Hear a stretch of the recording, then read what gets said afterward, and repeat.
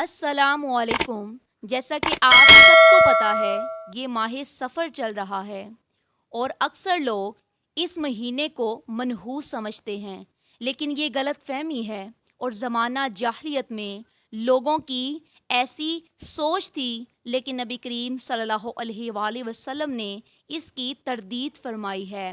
बाज़ लोग माह सफ़र में काले चने का सदका करते हैं और ताकि आसमान से उतरने वाली बलाओं और मुसीबतों से बचा जा सके।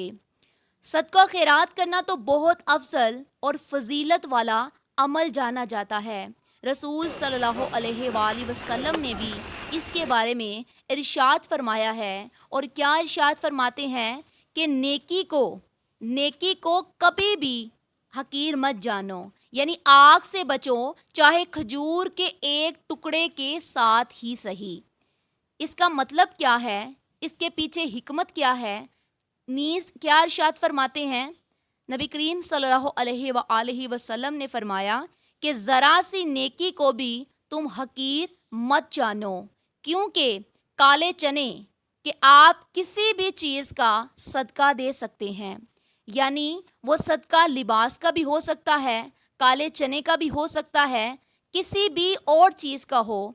वो ना सिर्फ सफ़र बल्कि हर नए दिन, मतलब 12 महीने बलाओं और मुसीबतों को टालता रहता है। और इस महीने में सूरह कुरैश पढ़ने की भी बहुत बड़ी फजीलत है। इसकी बहुत सारी बरक़ात हैं, इसकी बहुत सारी फजीलतें हैं। और आएँ माह सफ़र से इस नहूसत के लेबल को ख़त्म करते हैं। अगर ऐसी वीडियो और अच्छी देखना चाहते हैं, हमारे चैनल को सब्सक्राइब करें और बेल के आइकन को ज़रूर प्रेस करें। शुक्रिया।